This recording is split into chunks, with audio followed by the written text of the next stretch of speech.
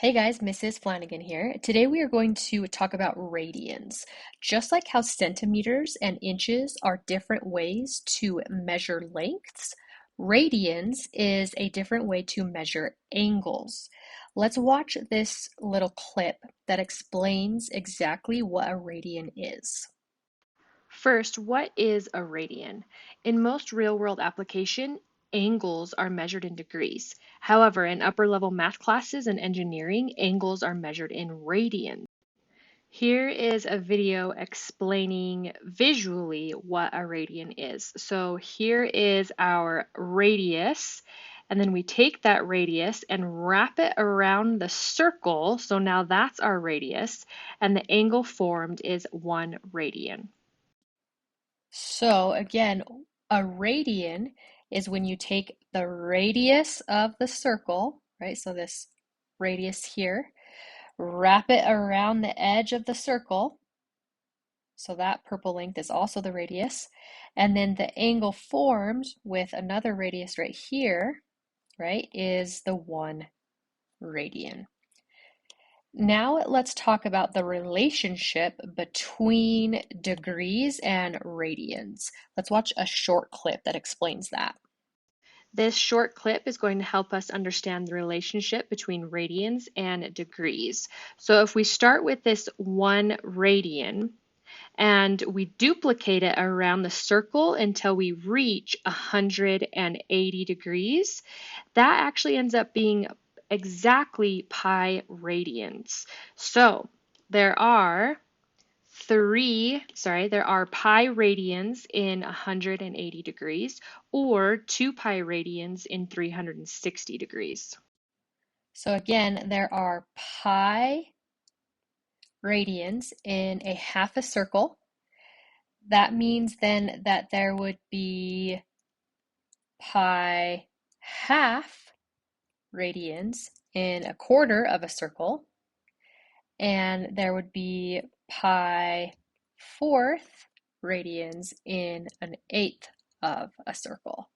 And let's clarify these last two with this image of our circle. We call this a unit circle, and you actually are going to learn more about the unit circle in secondary 3, and you will use it a lot in secondary 3 and in calculus. If we were to take this circle and look at our 180 degrees and divide that into 1, 2, 3 fourths, into fourths.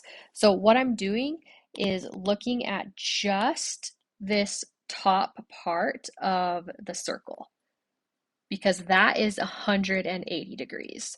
So just that top part of our circle is pi radians or 180 degrees. So if I take pi and I cut it into 4 equal pieces, right? This is a fourth of pi. This is another fourth. This is another fourth. And this is another fourth. Then that means that this piece right here is a fourth of pi. It's pi fourths. And then if I do another pi fourths, that is 2 pi fourths. And then another pi fourths, that's 3 pi fourths. And then another pi fourths is 4 pi fourths. And then notice that when we simplify this, 2 fourths is really 1/2, so it's pi halves.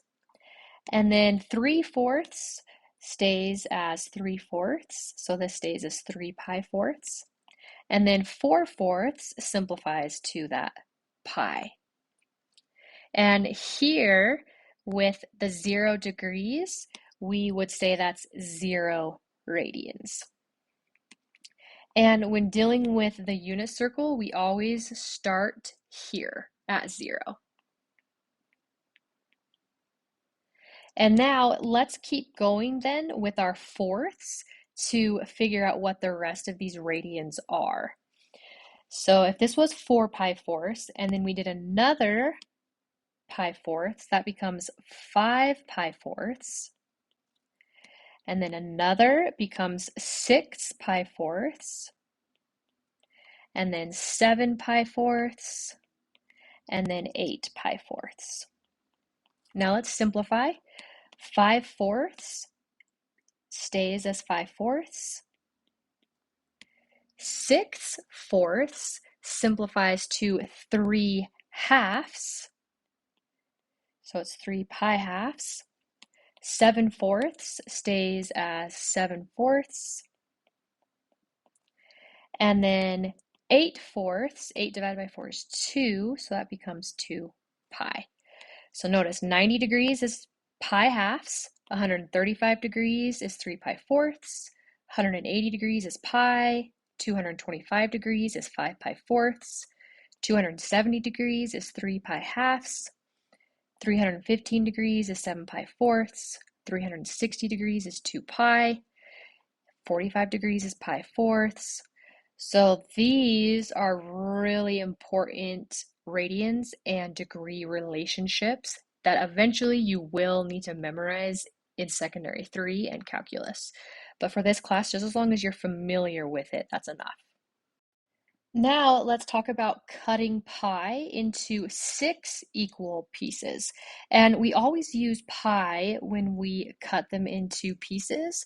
A way to memorize that is pie, right? The pizza pie, the pumpkin pie, the apple pie. It's the pie that we're cutting into slices. It's the pie that we're cutting into equal pieces. So we always think about what are we going to cut that pie into. So this piece is 1/6 of pi, or in other words, it's pi sixths. And then this would be 2 pi sixths, 3 pi sixths, 4 pi sixths, 5 pi sixths, 6 pi sixths. Let's keep going. 7 pi sixths, 8 pi sixths, 9 pi sixths, 10 pi sixths, 11 pi sixths, and 12 pi sixths. Now let's simplify. Pi sixths is 1/6. That doesn't simplify, so we keep it as pi sixths. 2/6 simplifies to 1/3, so that's pi thirds. 3/6 simplifies to 1/2, so that's pi halves. 4/6 simplifies to 2/3, so that's 2 pi thirds. 5/6 stays as 5/6. 6/6 simplifies to 1, and so that's just the 1 pi. 7/6 stays as 7/6. 8/6 simplifies to 4/3. 9/6 simplifies to 3/2. 10/6 simplifies to 5/3, so it's 5 pi thirds. And then 11/6 doesn't simplify, so it stays as 11 pi sixths. And then 12/6 simplifies to 2, so that's 2 pi. And then we have our 0 radians still. So the new ones that we learned is 30 degrees is pi sixth radians, 60 degrees is pi third radians, 120 degrees is 2 pi third radians, 150 degrees is 5 pi sixth radians, right, and so forth. And I would say the most important ones that if you can start memorizing now would be very helpful is the fact that pi half radians is 90 degrees, and pi radians is 180 degrees, and 3 pi half radians is 270 degrees, and then 360 degrees is 2 pi radians. So I would say those are the biggest ones that are super helpful to know and memorize the relationship to. So now let's talk about converting radians to degrees and also converting degrees to radians, because not all of the time are we going to be giving an angle that's on our unit circle, right? Those nice angles, we're not going to be given those all of the time. So 80 degrees, if you remember, was not on our unit circle. So we have to know, all right, how am I going to convert this so that I know what the radian is? To go from degrees to radians, we're going to multiply by pi over 180. So take this and multiply it by pi over 180. When we multiply fractions, right, 80 is really 80 over 1, we multiply straight across.